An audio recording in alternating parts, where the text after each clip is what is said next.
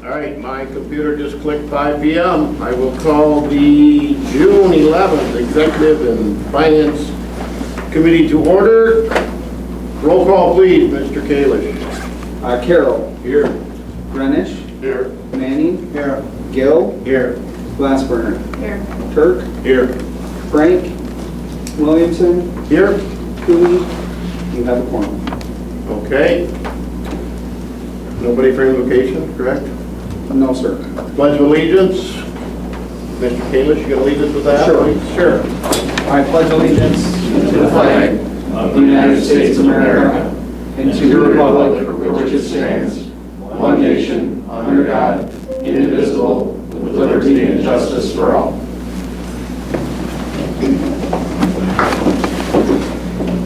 All right, moving on. Verification, open meetings law compliance. Yes, Mr. Chair, the meeting is properly noticed. Properly noted. Agenda approval. We have one request to move item 12 after item 6. Otherwise, we will continue on down through the 25-point agenda. Item 12 after item 6. Looking for approval of the 25-point agenda with the one change. Motion to approve. Sir, where are you getting 25? I have 22. Am I on the wrong? You looking at the No, county 22. board agenda by any chance? Well, that's what I was wondering. I was like, I would have That's what I clicked on. It's always a good day to do it. June 11th, Executive and Finance. Yep. Thank you. Executive and Finance. Yep. That's right. 22 on this one. It's the same thing, whatever. It's like, when did we ever do the pledge? Anyway, so we go back and move 12 after public comment, still moving it after 6, so. There, let's go back to that 22-point agenda. Mr. Manning had made a motion. Second. Seconded by Mr. Turk. All those in favor signify by saying aye. Aye. Opposed, same sign. All right. Agenda approved minutes from the May 14th meeting. Any additions, corrections, changes? Otherwise, I would approve them as presented. Moving on to item 6, public comment. Anyone from the public? Mr. Carroll's fallen asleep on me already. All right, let's go to item number 12 then. Discussion, possible action, review of strategic plan. Administrator Pesch. Okay, so we had kind of talked about reviewing the strategic plan. Here, if you want to bring. I'll get up there. So I was able to locate the action items from the prior strategic plan. I don't have my glasses, of course, so I can't see it because it's so small. Thanks, Larry. The screen's not much better, but I'll make it as big as I can. Oh, God, Larry. That's Okay, too well, strong.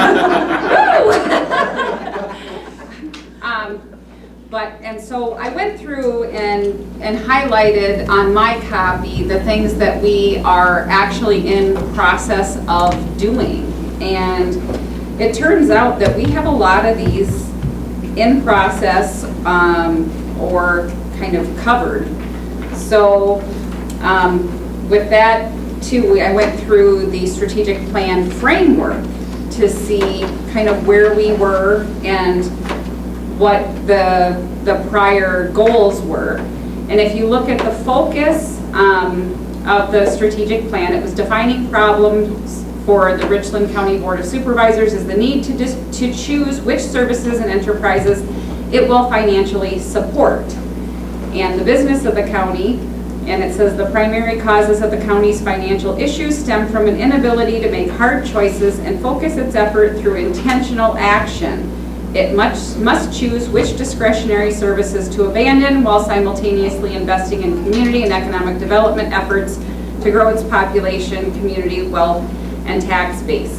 So this was, I think, before the shared revenue, and that was a philosophy. So I think we really almost need to go back and reestablish what we think our goals are going to be going forward.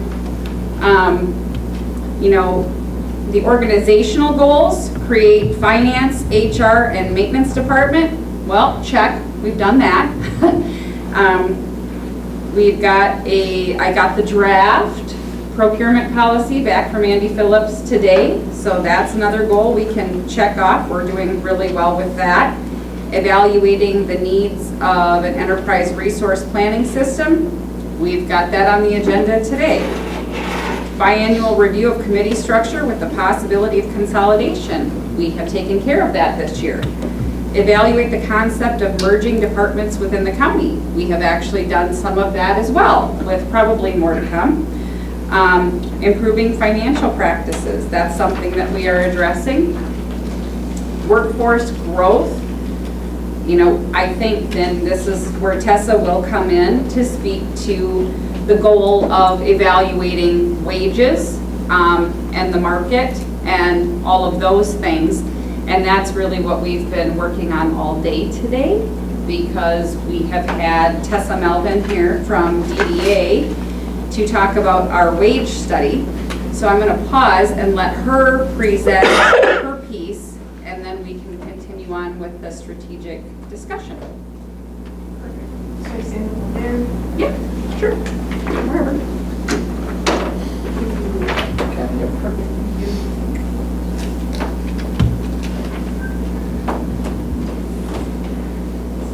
No, you had. So yeah, today we met with all of the employees, we recorded, we met with department heads to kind of explain what the process is going to be, kind of what their role is in the PAQ review, so we can update job descriptions and get those going. I think it went very well. There was a lot of feedback of, you know, what well the last time, what didn't. That's helpful. Also, just in some of the discussions, like Candace said, with departments kind of restructuring, what that will look like. So tonight, I'm just kind of giving kind of an overview of what we're seeing in the market. So as of today, we have all of your benchmarks already collected. We're going through those and starting to kind of analyze. So I don't have data for you tonight, but I wanted to have some discussions about like the next decision points and kind of that piece. Can you, oh, sorry. You can go again. And just for those of you who don't, I think I met quite a few the last time I was here, but I know there's been some changes. I am from David Drum, so David Drum created the company 20 years ago, civil engineer. We started doing HR about 7 to 8 years ago. So we do executive recruitment, class and comp. And like I told employees today, one of the big things that's different, we all have worked in the public sector, so I was a city administrator and in county. So I think that helps when we're looking at what we're doing, because we actually understand the roles of the staff, of the board, and just what that looks like. So this is just me. I lead this area, 15 years in city and county before coming to David Drown, and I also have a doctorate in public administration. And Kelly Jones is kind of my data guy behind the scenes, collecting the market analysis and kind of doing all of that. So the why, part of it is the duties that have changed. Some people have job descriptions, some of them are super old and they've just morphed into other things. So that's kind of one of the priorities. Changes in organizational, like Candace said, when you restructure, those job descriptions are going to change just because of the services and that. But the biggest one on here is the recruitment and retention. The labor force is just really volatile right now, in meaning that there is shortage, and when you have an opening, less people are applying. Of those, less are qualified. So kind of dealing with some of those issues and how do you be proactive instead of reactive all the time, but also being fiscally responsible. So the project, today we have the employee kickoff meeting, so then they will have their job description and complete this position analysis questionnaire. They'll have it, they'll send it to their supervisor has a piece to complete, then it goes to the department head to add input on there and comments, and then Candace, and then it comes to me to rewrite. I write it, send it back, and say, did I get it right? If yes, do nothing. If no, complete a job description appeal form to let me know what I missed. Then we'll continue the market analysis, and we will classify the jobs into like the grades you have to determine pay. At that point, we'll send the job descriptions back and say, here's where you are sitting to the organization, here's your job description. Is anything missing or warrants another review? You cannot say, I want more money, or I should make what Joe Smith is making. That is not an appeal. It has to be related to the job description. And then working on implementation with the board and how that cost will be for year 1, year 2, year 3, what that looks like. So one of the questions I always get is, what are you seeing kind of in the market right now? So the big one is retail positions, entry level, are pushing at that $18, $20, $21 an hour rate. So those are pushing like your entry level positions to be competitive. Before that was not an issue because there was such a gap between them. We're definitely seeing that kind of pushing up the pay grids on those entry level positions. The labor shortage, like I said, for when you have an opening, less people are applying. And then of those that are applying, if it's a technical position that requires a licensure or certification, even less people.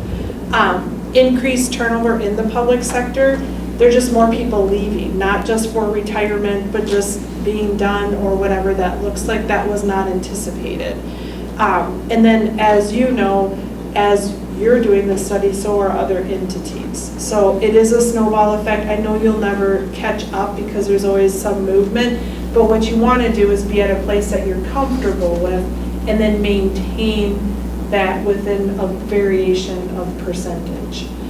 That's our kind of goal for this. With the ongoing maintenance that the board agreed, you never want to have to go through one of these again entirely. About this topic. Geez, thanks for putting the blame on me. No, I No, it was good. We needed to have. Yeah, we do, and I think, so this was supposed to be through the end of 2024.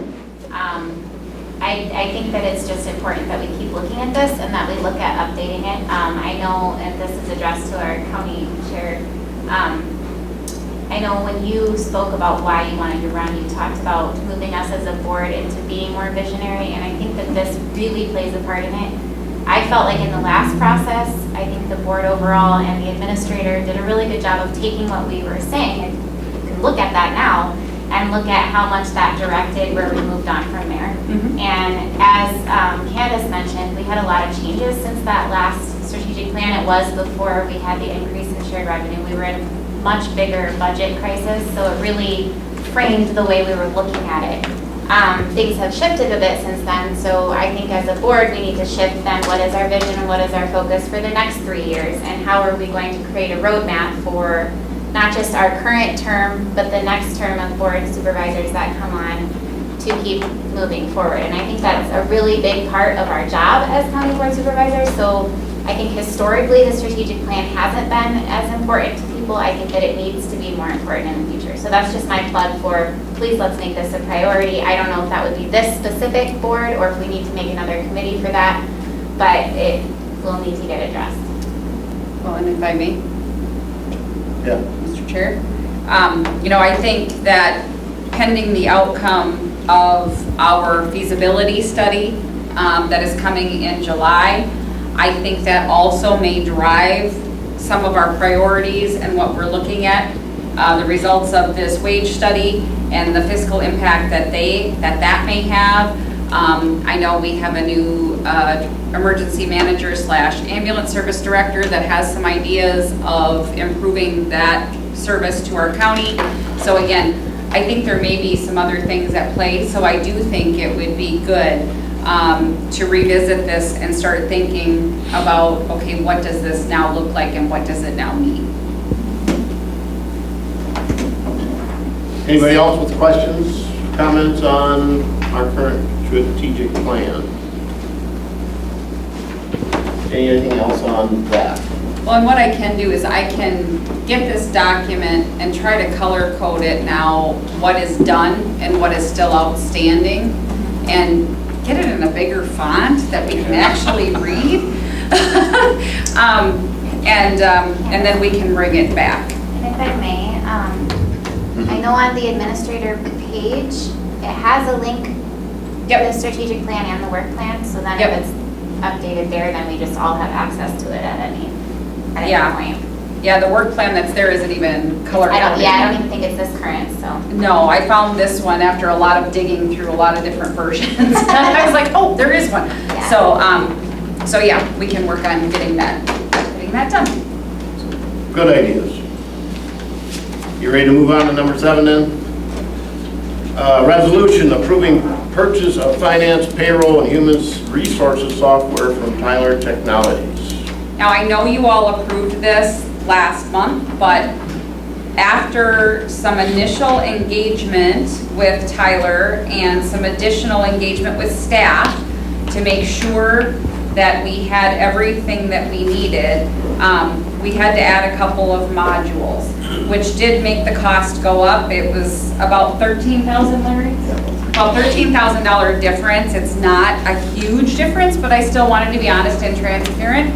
I will say that last week we had another demo and we invited, every department that this would touch, and it was an overwhelmingly positive reception. There's a lot of excitement surrounding this product and what it can do, and actually we found out it can do even more than we realized. So the budget software is amazing. So this is just an update to you before we take it to the full board, that the total now has shifted to implementation, one-time fees, $250,173, and recurring fees are $107.98. So. That's not what's in the file we get. Oh, no, I have the old one, I'm sorry. 109, I think, is the updated. Yeah. So you want a new resolution with the new dollar amounts? We just have I think we had the not to exceed, correct, Derek? So we need the not to exceed the new amount listed. I'll make a motion. Motion by Manning, I'll second. seconded by Miss Ingrid. Any discussion on that, Mr. Carroll? Of course. You're good. Now that we've seen the actual proposal, I do have a couple of questions. Is their annual price based on an assumed number of seats, or is not? Unlimited. That's good. Yep. And then, they don't really have a schedule. They have an example schedule in their proposal. Mm-hmm. And I'm assuming you guys have looked it over to figure out what you think the schedule is. I'm just concerned when I look at all those responsibility matrices down in there that, there's a lot of tasks for the county to do. And I'm just assuming that you guys have looked that over and we have the capacity to do that when it needs to be done. Yep, no, it's, not gonna lie, it's gonna be painful. I've warned everybody that it's going to be painful. Implementation is never fun. It's a lot of hours. The one great thing is, all they do is counties. So they have worked with data transfer, they've worked with file upload, they have worked with all of that. AS400s? Yes, in other counties. We are not going to be reinventing the wheel here, which is wonderful. And things will happen in phases too. You can't implement certain things until other things are done. And so, we understand that there is going to be, a higher level of work expectation for a while, and we're ready to do it, aren't we, Derek and Larry? We are ready. We are ready, because it's worth it in the end, and that's. I get it. And that's really where it's at. And we are doing a lot of work already on cleaning up the GL in preparation for the implementation. So, yeah, we understand the volume of work. Anybody else with questions in regards to the Tyler? So the dollar amount, what is it, I wrote down 251,173. Do we want to just round it to 252? Or what, do you want exact amounts in there, Larry? What do you think? I'm okay with rounding. As proposed. Proposed dollar amounts. Going back, I was way ahead because I was looking at the requirements. I can, while she's looking for that, Grant County is using it. And there's glitches. We had somebody that was paid $119,000 one week, but. Well, they also didn't have a finance director doing implementation. True. So let's be transparent about that. Yeah. You got dollar amounts? So you've got to add these two together, 163 and 119. 7, 8. So are the new updated numbers then on page 19 of that 87 document? So 280, 2888. She was asking if it's on page 19, yes. It's on page 4. Of Exhibit A. Well, it says page 4 of the document, but on our iPad it's page 9. Okay. So 280, 288. So, no, 283, 283. We'll round that one to 283, not to exceed 283,000. And the maintenance, yearly maintenance is still around that 109, is what I wrote down. Where are you getting that number? No, I'm- That was my no, question, I'm because I see 301. 119 in there. Initial year is 163,505 plus the 119. Then if we pay 2 additional years at the 120, that's another 240. But we were talking, in the last document, we only had for the initial implementation. If we wanted to do the whole thing, but we approved entering into the 3-year contract before. And I think we had discussion, didn't we, on that, going ahead with the paying the 3 years? to say- So we got To lock it in. the discount. Yeah. So the initial cost was X with entering into a 3-year contract. So 283 is correct and 109 is correct. 119. 119. 9383. So we'll say 120. Yep. There, so we have the verbiage. Not to exceed $283,000 or $120,000 in annual maintenance within the 3-year contract. One more question. Yes, sir. I wondered if Mr. Wendell had a chance to look at all the Ts and Cs. Was there anything funny or concern? Not in the Tyler contract. Okay. I did have a chance to review that. And it is Sourcewell as well, which is, the statewide approved contracts too.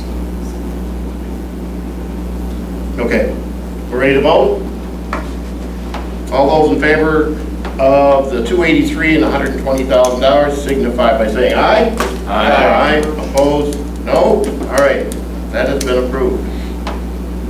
Moving to number 8. Resolution approving 2025 capital improvement plan. So this is pretty exciting, You may need a hard copy? right, Larry? Yes, it is. Ooh, that looks better than what I got. Mine didn't print correctly. I'll take one. Sure. So we'll wait until everybody gets a copy and I think it has the chat. in our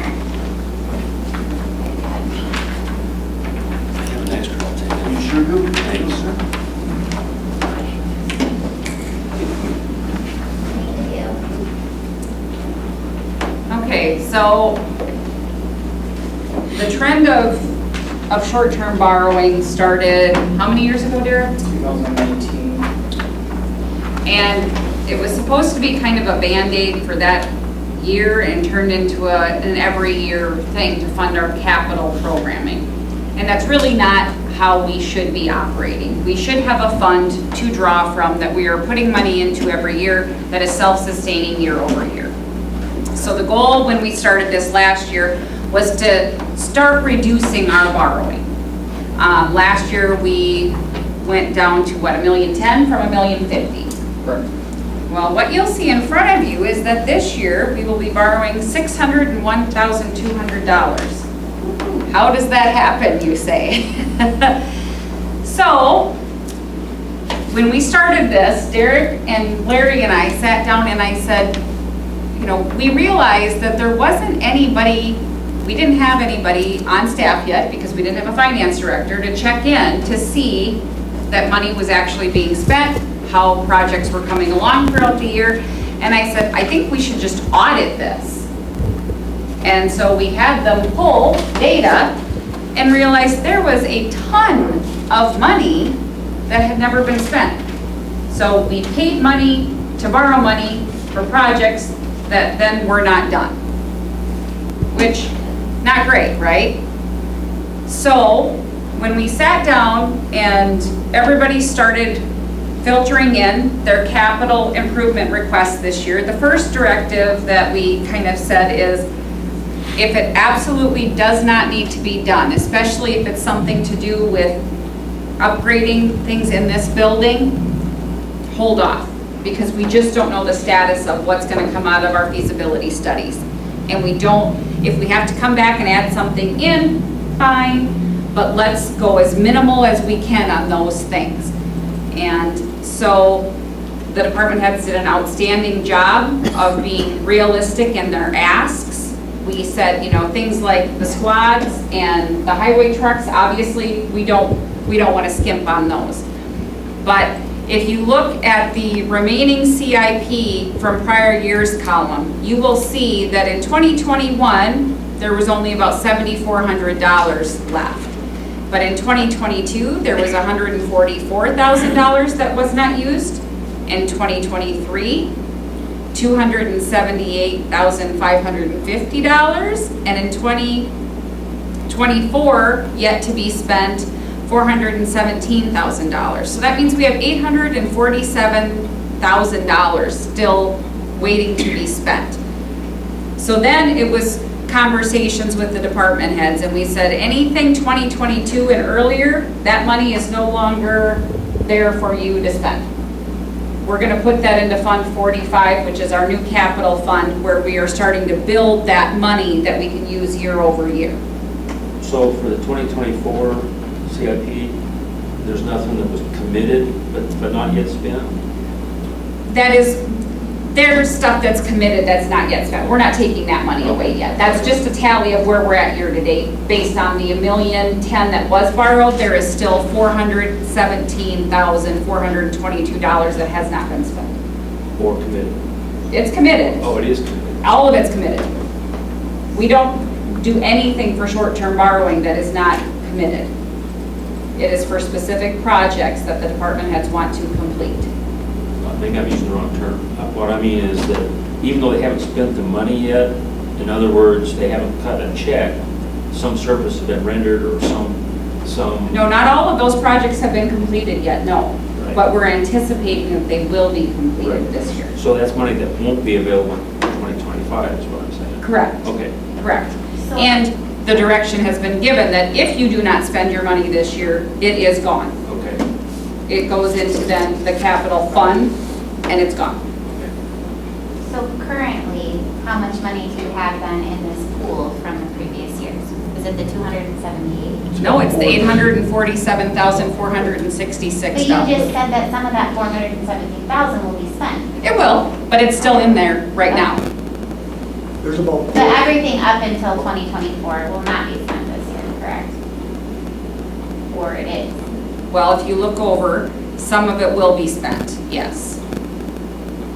Okay, so they can still pull within this year from what they had previously? I'm sorry if I'm being dull here. No, so if you look at, let's look at the sheriff. Look at the sheriff line. Okay, the sheriff requested $178,000 because that's for his squads. Okay. And you follow the line over, it says use prior year's money. Because the sheriff still had all of those lines worth of money left over. So $239,551. Now he has some expenditures yet to come out of there. Okay. So in reality, we're gonna pull about $28,000 out of the capital fund to make him whole. But rather than borrow from that money, we're gonna use what was left. Okay, that was my question. You're kind of allowing them to pool what they accumulated over the 3 years of borrowing. Yep, and we've Okay. kind of said we're zeroing it out after this. Okay. that makes sense. Because this is not what this was designed for. This wasn't designed to build up money. This wasn't designed to carry over. Right. This was not what this borrowing was supposed to be for. And realistically, again, we should be then putting money away every year to have our own fund that we can just do this with. We shouldn't have to be spending the $30,000 to borrow money every year. And so this is really exciting. So this year, rather than having to borrow $1,010,000, we're gonna borrow $601,200, and nobody's losing anything. We did have some requests for some really large projects, such as new air handlers for Simons to the tune of $200,000. We said, nope, we're gonna defer that at this point because there are so many unknowns. You know, the ambulance service had some large requests for a vehicle, Obviously, that's not going to be happening this year. But at Simons, we did decide, you know what, we do need to do the sidewalks. They're a liability, they're a tripping hazard, they're a fall hazard, and so there was some money left, we can do that. In the courts area, there were a lot of things that they wanted upgraded or adjusted. We were able to do that with existing money. We didn't have to borrow money or do anything additional. So in reality this year, the only two departments that we have to borrow for are MIS and Highway. Everything else we've been able to cover with the dollars that we have left once we did the audit. Hey Candace, the CIP for the Mobile Emergency Operations Center was under emergency management, not EMS. Just in Oh, case. sorry. Okay, no worries. I just want to understand the MIS line.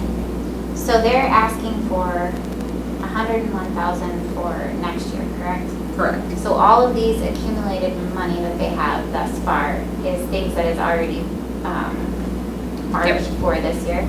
So that 106,000 that you see for 2024, yes, that's Okay. already, there are plans for those dollars.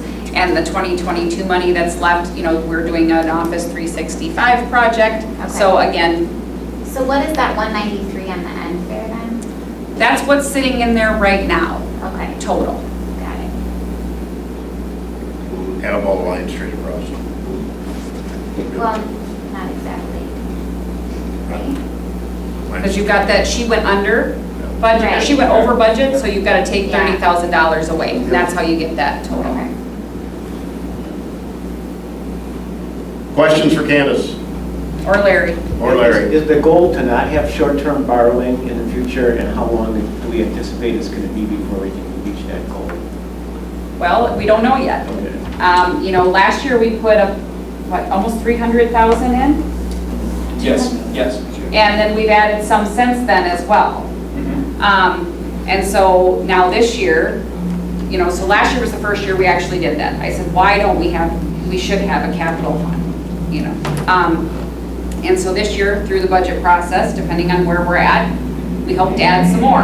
Do I think we'll be able to completely phase out next year? Probably not. But I would hope within the next 3 years to phase out capital borrowing. Or additionally, I mean, depending on where we're at. I mean, what is our feasibility study gonna show? Where are we gonna be at? Are some of these costs still gonna be here? Are some of those costs going to be alleviated because we will have done an overhaul or an upgrade? So Sure. it's situationally dependent as well. Right, a lot of moving pieces. basically. There are a ton of moving pieces, but the goal definitely in the next 3 to 5 years, no more short-term borrowing because we have an account that is well-funded and will consistently be so. I like that, but I'm gonna ask a dumb question.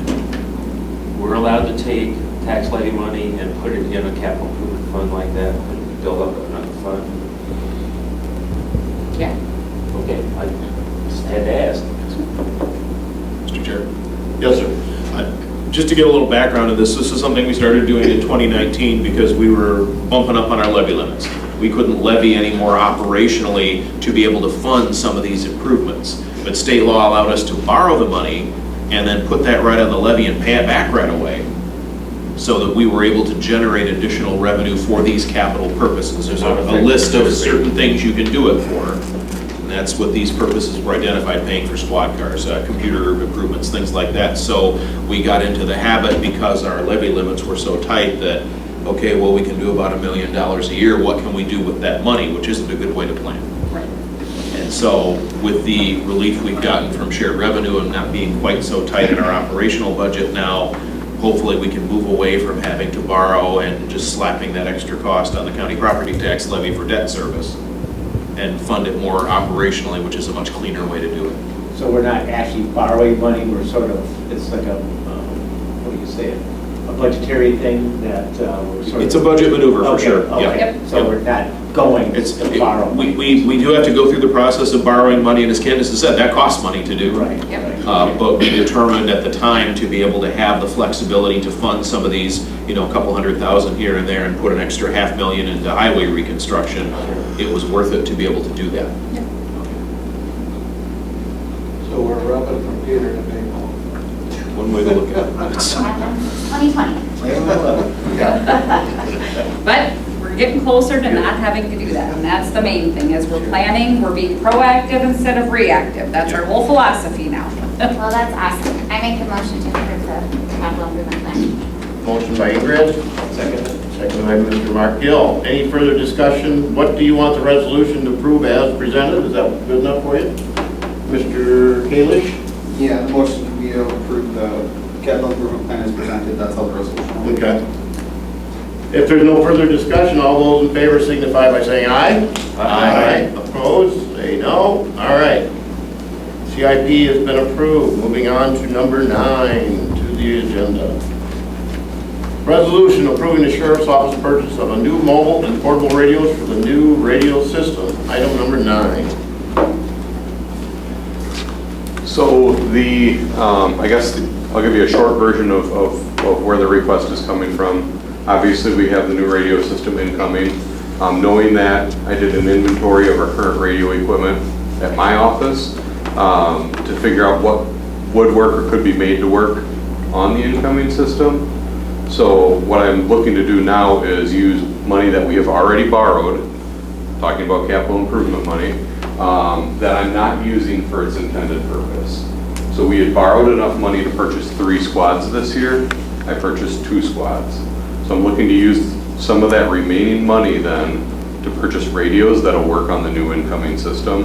So like I said, I did an inventory of what we have that will work on the new system. Now I'm looking at replacing everything that won't. So I've been working with General Communications on this.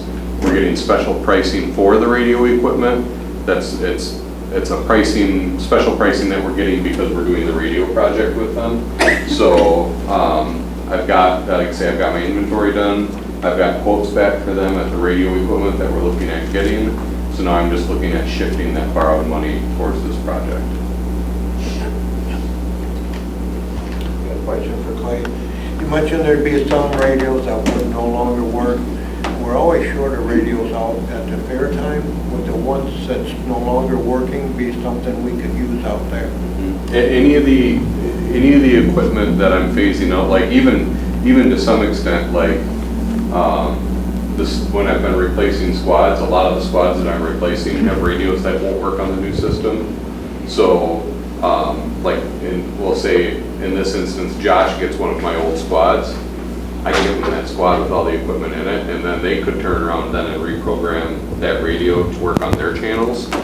So yeah, another example, but yeah, we could repurpose some of those radios for the fair. Yep, they'll still be useful to us, it's just they won't operate on the radio system. So. I make a motion to approve. Motion by Supervisor Manning. I'll second it. Second by Mr. Gill. Any question by Ms. Sorry, Mr. Chair. Minor correction on it. It says the Finance and Personnel Committee in the resolution. This was language. I couldn't hear. Oh, it's just the name of our committee has changed. Background. Managed personnel committee up on top. Yeah. You guys there, see that? Yep. Okay. One correction. Anything else?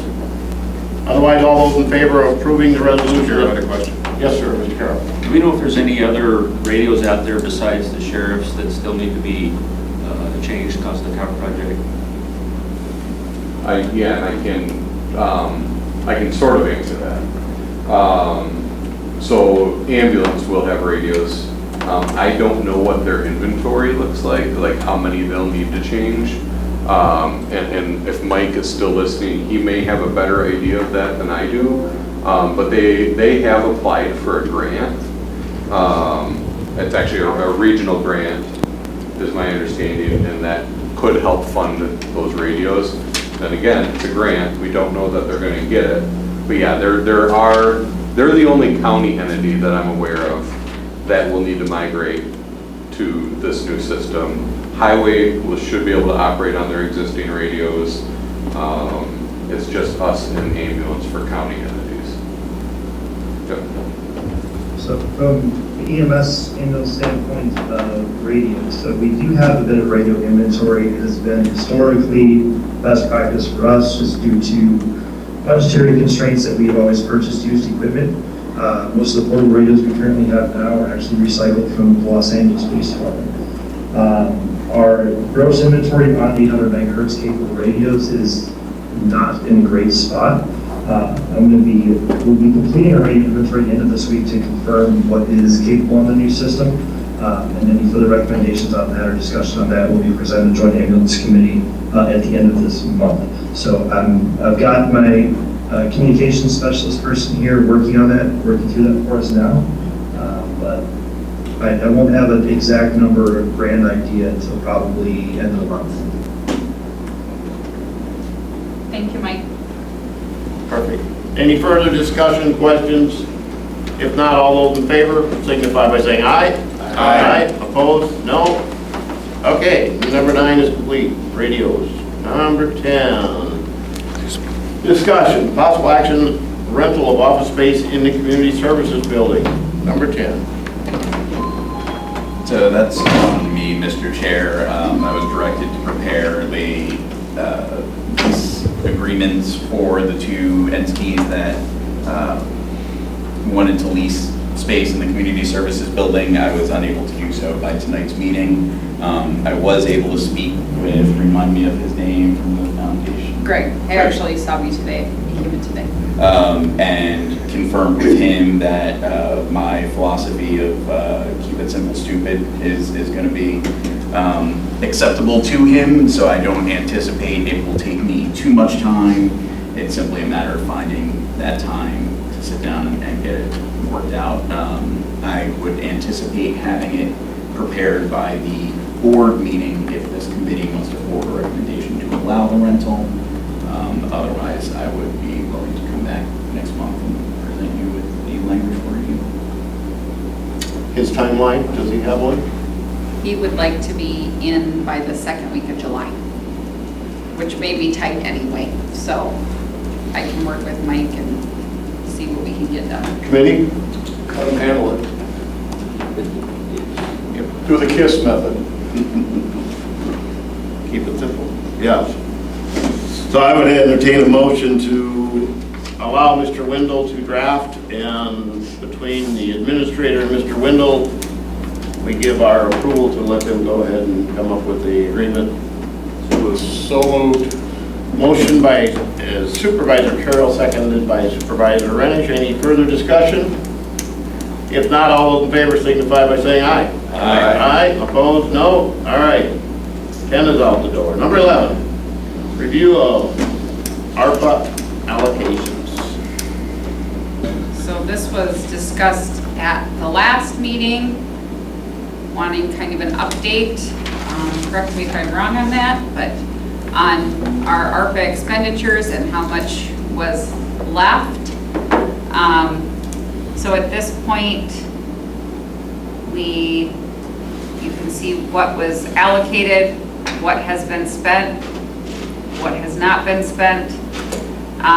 We did just get the Laval invoice, so that $590,000 will be paid out to them. So that will decrease that amount. The Tri-County Drainage Project, I believe we allocated funds and then did not need them. So we can reallocate that to another area. You know, and then we have the assessment down there, operational revenues from 23 to 24. We had anticipated needing to use some of these ARPA dollars, and we didn't need to use those. So again, we have roughly $1.6 million left. We have a lot of unknowns out at the campus. We have a wage study, and we have new software, all of which we can utilize some of these funds to offset. Derek, any other points that you think we should touch? No, I think, yeah, this was requested at the last meeting just for review, so this is the most up-to-date tracker that we have. As you all know, the deadline to spend those funds is 2026. It seems like a long ways away, but it's really not. So, yeah, I don't think there's anything else to add. I think you did everything you needed. Supervisor Carroll. That was going to be my question. Perfect. I see in the meantime, we've earned some interest. Yeah. Any other questions on the ARPA dollars, where we're at with them? We're doing a good job tracking, it looks like, so. Mr. Rennish. When the time comes, is that 1.6, does it meet the criteria meet for spending some of it at the campus if so needed? You know, I know there's certain criteria that you have to follow. It's infrastructure, Okay. so yes. No action required on our part? All right. 11, moving to 12. Discussion of possible action on review, oh, we did 12. 13, possible action, corporate council services. Okay, so, wanted to gauge your interest on bringing corporation counsel in-house as an employee. In looking at the cost spent between contracted services and then what we are paying for our part-time corp counsel, it exceeds, or meets or exceeds what we would pay for a staff, a full-time staff, minus benefits, give or take. This year alone, year-to-date, we have already spent $40,000 on fees. Last year, we were somewhere around the ballpark of $69,000. Year before that, $65,000. And again, that's just for very specific contracted services. Amy Forehand does X amount of hours a week. We pay that on a consistent basis, but when it comes to having Mike,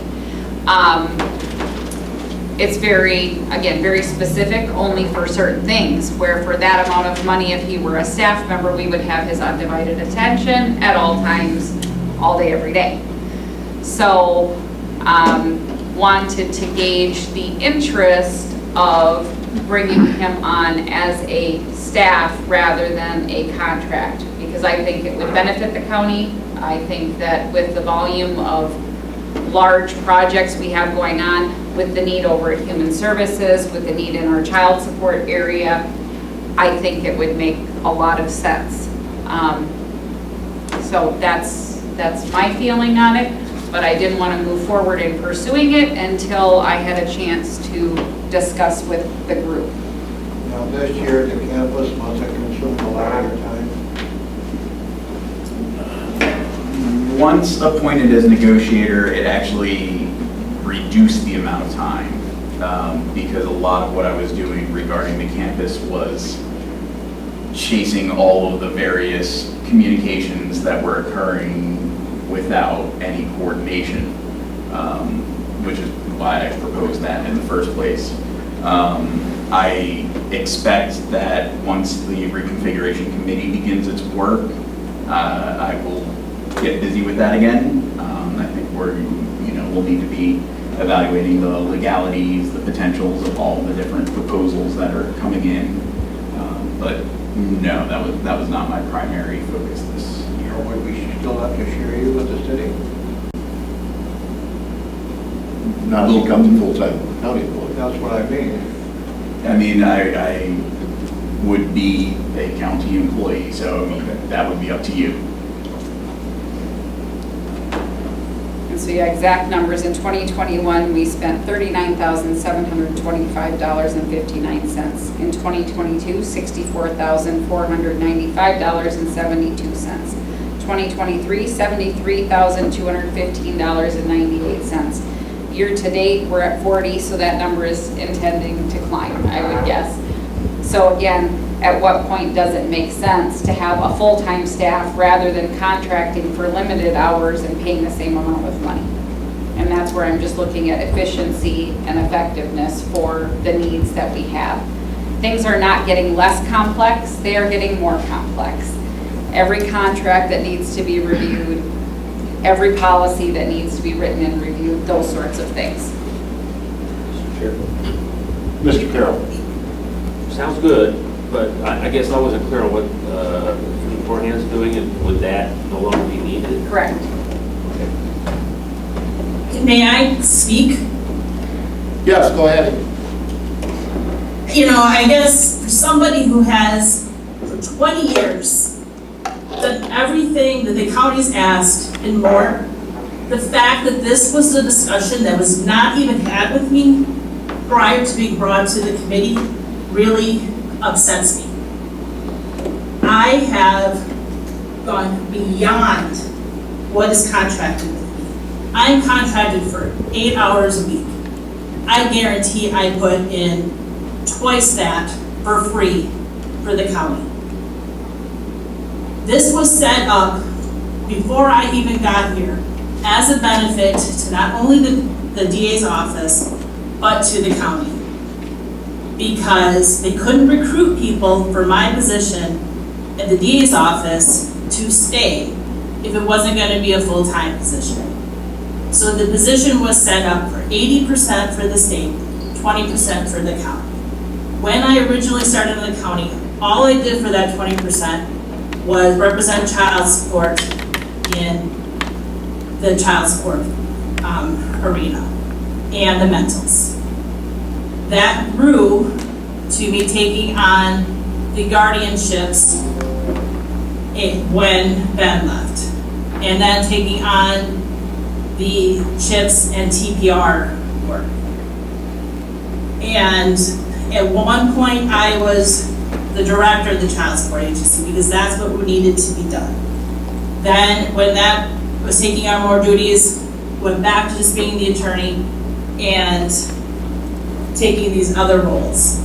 And then when they needed someone to fill in child support, that I did as much as I can with as much of time as I have.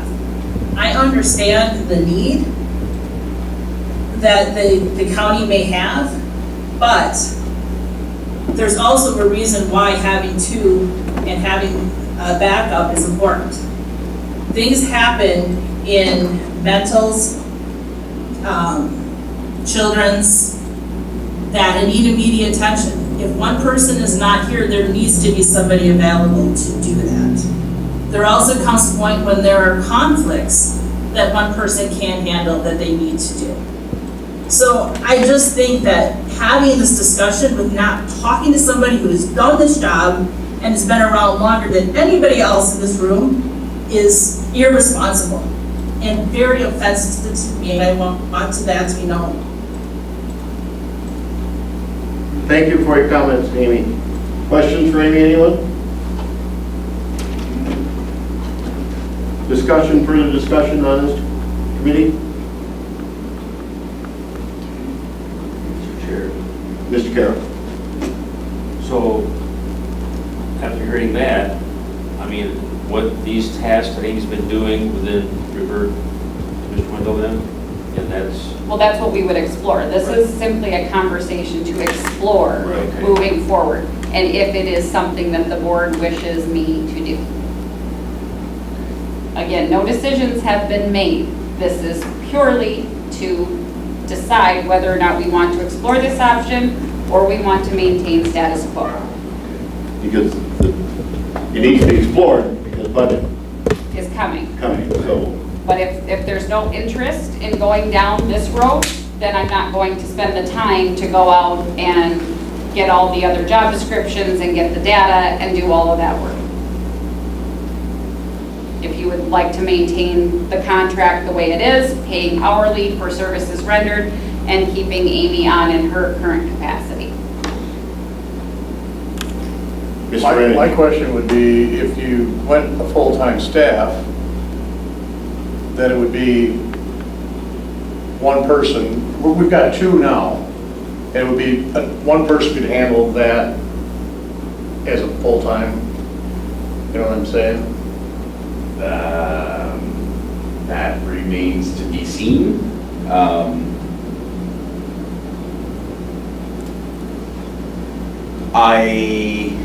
I'm kind of in a weird position to speak on this because I cannot contractually advocate for anything other than retaining the current contract. I can tell you that it would be extremely challenging for one person to perform all of the duties of corporation counsel.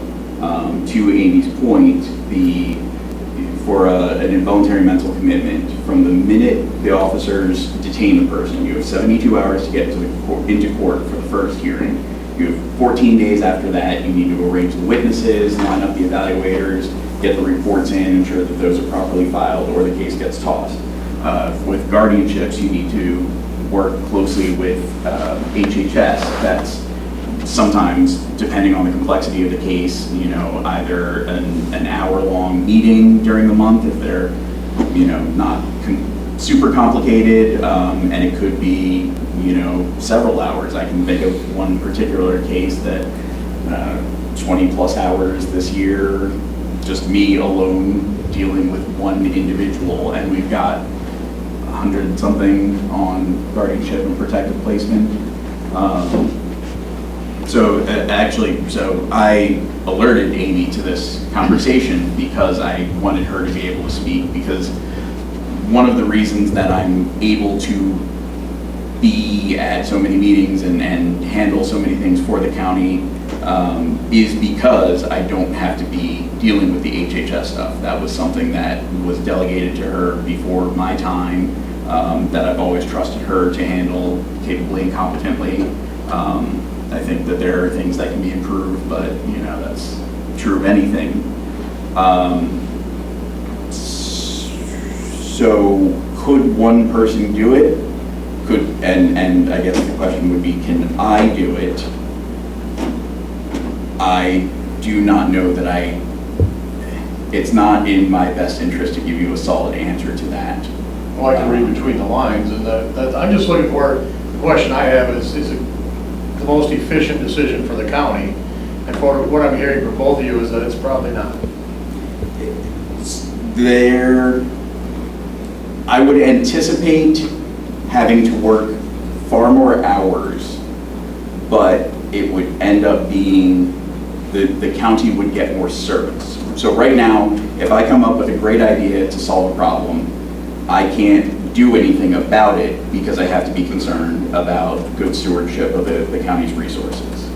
That would no longer be an issue. And so, what one person would have to do is delegate all the children and youth.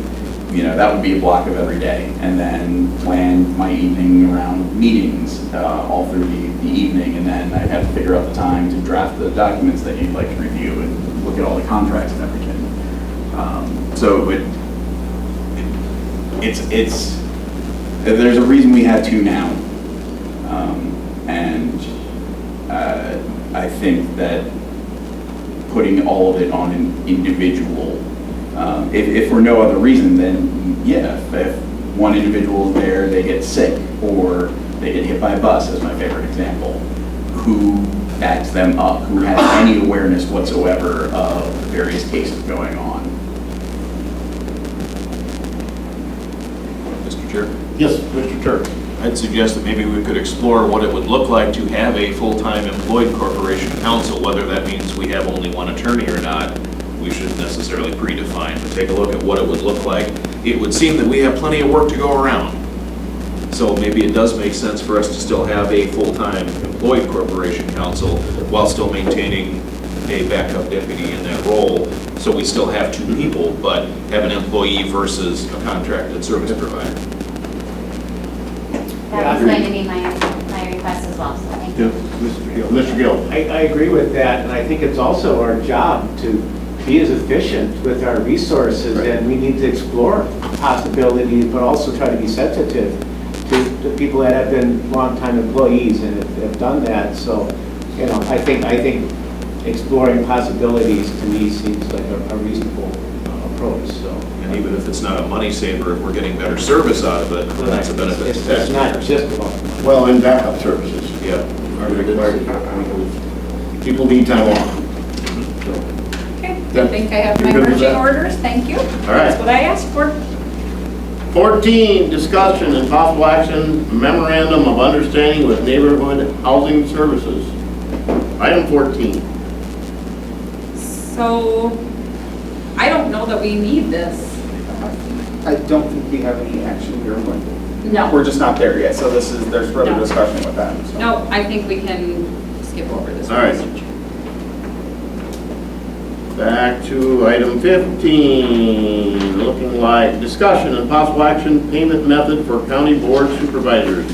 So this is just the initial introduction on this. So we were at the COWS workshop, and it was brought to our attention that in statute 59.13, it states that the number of days for which compensation and mileage may be paid a committee member in any year, except members of committees appointed to have charge of the erection of any county building, and except as otherwise provided by law, are limited as follows. In counties containing less than 25,000 population, to 20 days, not more than 10 of which shall be for services on any one committee. So essentially, what that means is you all are supposed to be salaried because you exceed the 20 days of payment.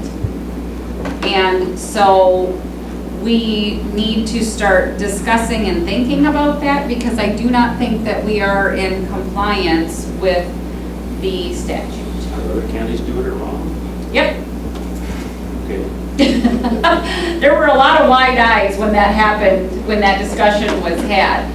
And so what we are prepared to do is start compiling data to see what the average payout is. Derek does have a lot of that, but there are some people that claim no per diems and nothing, and there are others that claim for a lot of things. So I don't have the actual totals, but I just looked at the number of meetings, literally number of meetings that were paid in 2023 and 2024. So the average range of meetings for various supervisors ranged from 7 to 78, I think is the range.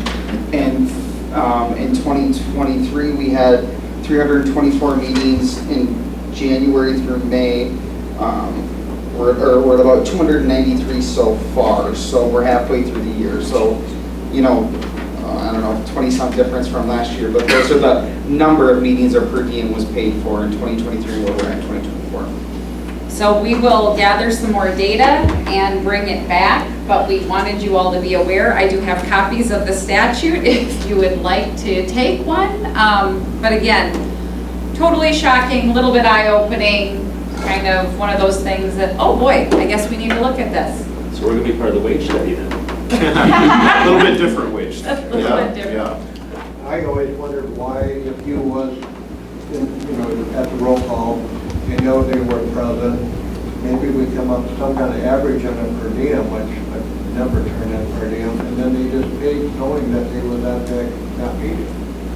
But if we're paying based on, you can't exceed payment for 20 days. 20, so if you have 4 meetings on one day, doesn't matter, it's one day, you get paid, that counts as a day. I get that, but I mean, if we change it word salary, and rather not have to turn in. Right. I'm just looking Yes. for the simplest way, that if we was at that meeting, that is just automatic. Well, if you're salaried, yeah, you just get paid whether or not you show up. Oh, well. Salary, yeah, so they can aware. It doesn't last real long. I assume that would make the clerk's life a little easier. Well, I It think would. it followed the same process as we did with allowing people virtual meetings and tracking it that way, so it's very easy to track if that's the case, so. Yep, I would say more information, bring it back. yep, so it's just information, again, more stuff we're working on. Anybody else with further questions on our soon-to-become salary payment? Number 16, discussion and possible action, reading of resolutions at county board meetings.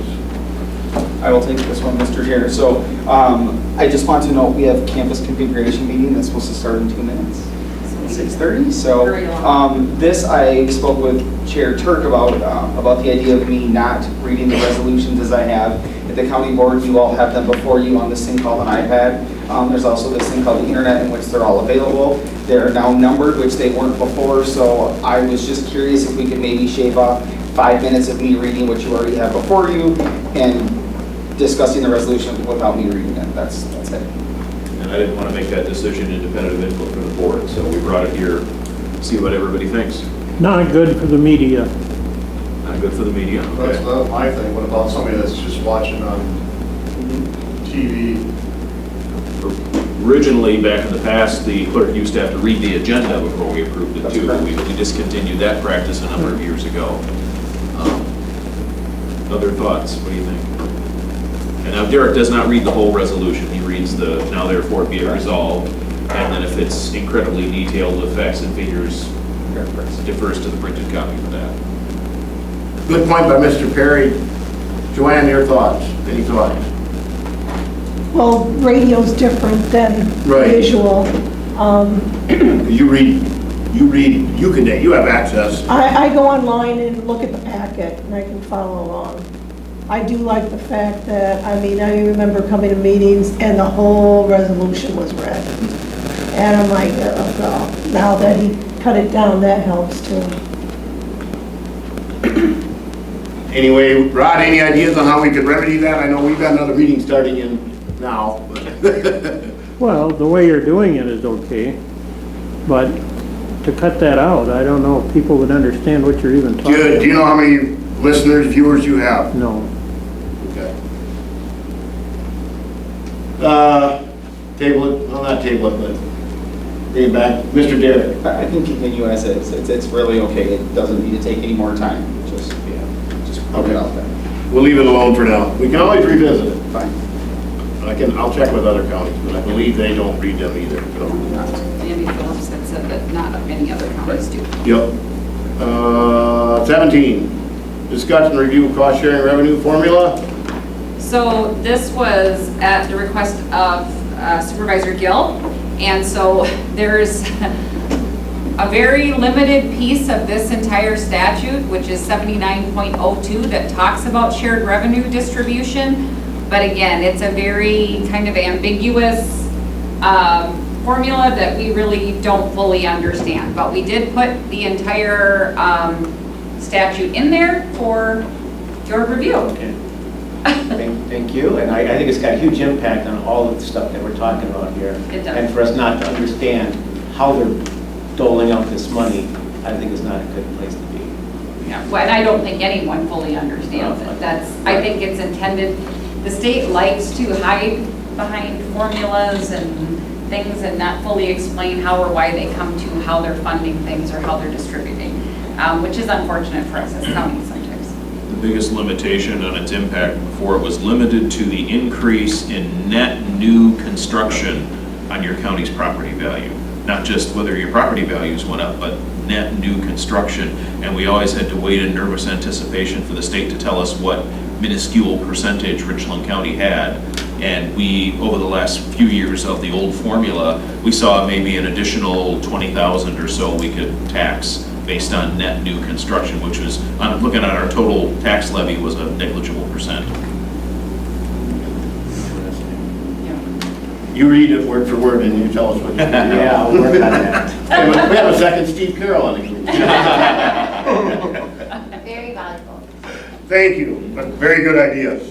And I will do some additional research with WCA and just see if they have anything else out there that more clearly defines it, but I spoke to the budget guy about that too, and he said the same thing. Yeah, it's really He said ambiguous. It's the legislative fiscal that does it, and, Yep.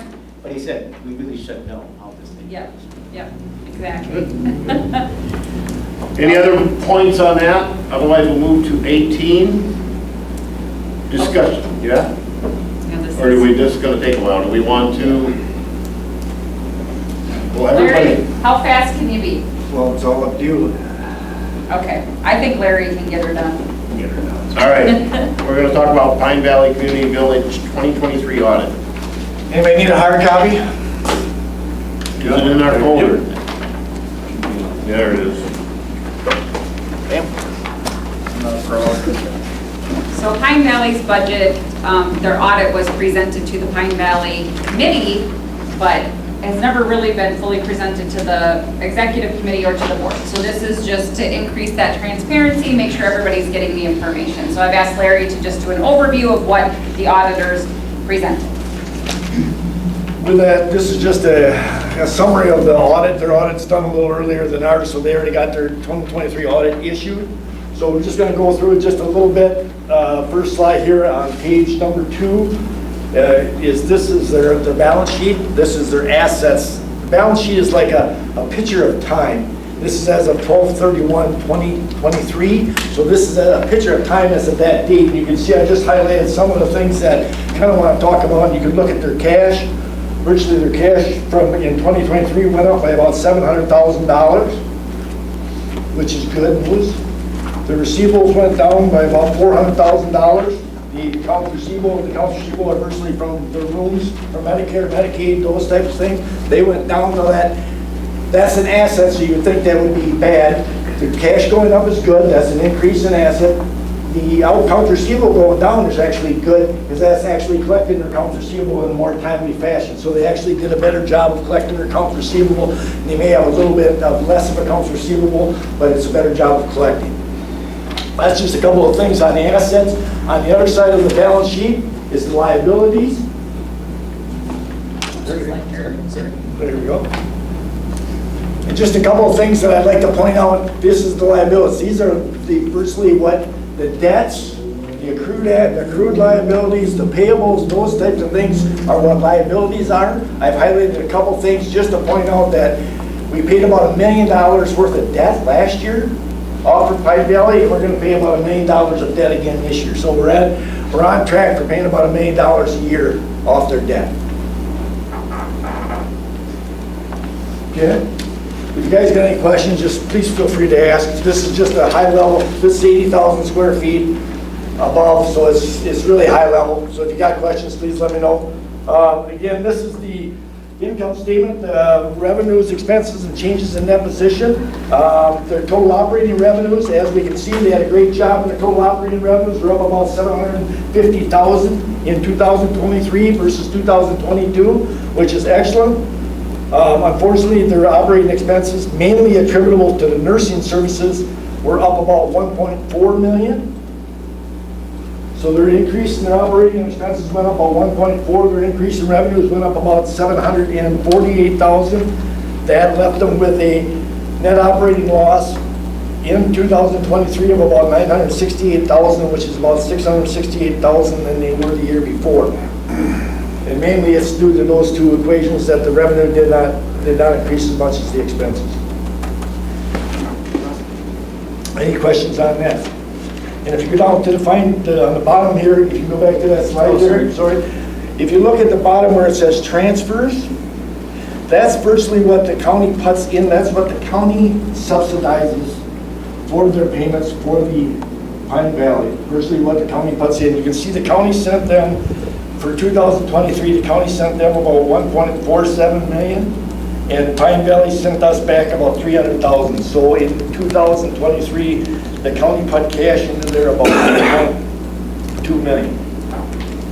And that happens every year. Virtually what we do is we pay the debt payment, the principal payment, and then Pine Valley refunds us what they feel is appropriate out of their cash funds.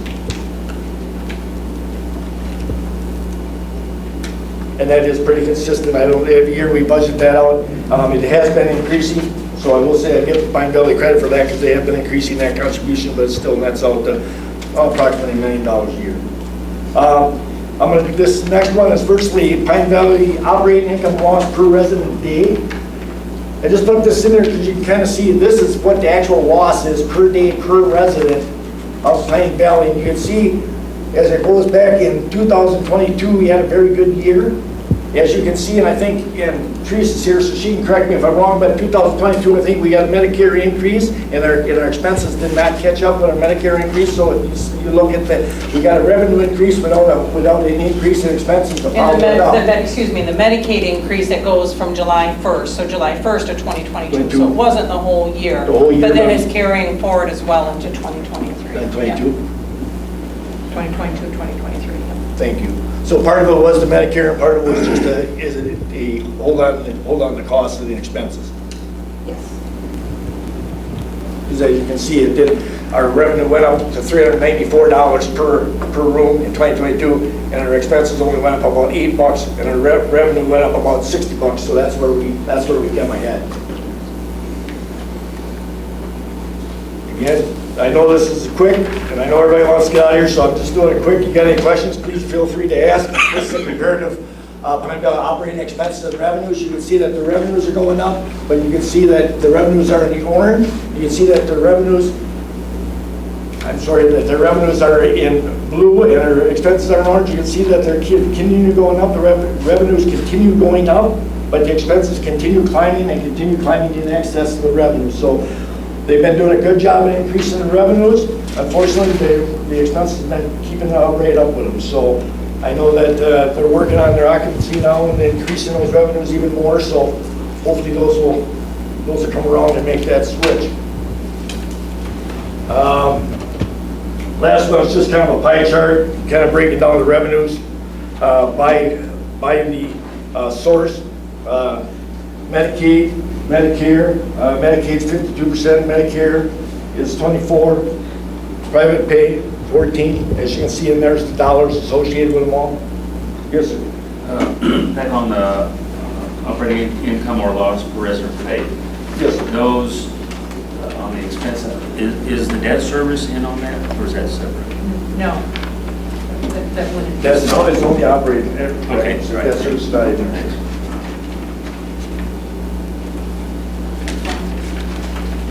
All right, and then the last one, let's go through the next slide, which is the operating expenses for 2023. As you can see, 56% of our expenses is nursing services alone. So that's a big part of our budget expenses, and that's where we see the most increase over the last couple of years. And I think that part of it is just trying to find help. As we all know, we've all been in that same dilemma. So I think that the wage study is going to do them just as much good as it's going to do everybody else in the county. Next one, this is kind of a bad news slide. Supplemental payments are payments that the state has been giving to county nursing homes in order to help them stay afloat. It's been a supplemental payment above and beyond what we normally get in our Medicare. As you can see in 2018 and 2023, that it's went from a $887,000 down to $103,000 last year, which about out of the $103,000, we're going to have to pay back about $87,000, which is going to net us, well, going to net us about $58,000 because we actually got $143,000. So out of that 103, we're going to pay back about $85,000 because of the estimate was a little different than what the actual came in. So virtually the supplemental payments went from $900,000 down to zero in the course of that many years, 6 years. Can I speak to that Yes, just briefly yes. too? With the supplement payments, it's like the more money you lost in their formula, then the more you would get from SP payments. Well, with the higher Medicaid rates, they're doing away more with the SP payments because the county facilities aren't losing as much per Medicaid day as what they were in the past before the rate increase. Teresa's got a very good point. There's no reason to lose more money to get a little bit of supplement payment. So that's not what we're trying to do. We're not going to lose more money to get more of a supplement payment. We're going to try to make money and get less of a supplement payment, but this does show where the supplement payments are going because it is a pot of money that virtually is for all the nursing homes that are county ran. Last page. I'm just going to look at this is one of the struggles I think that they have. I think that they are really hard looking at. You can see these are occupancies, rooms. And I look at it just like if you're looking at a motel, this is like the occupancy percentage of a motel.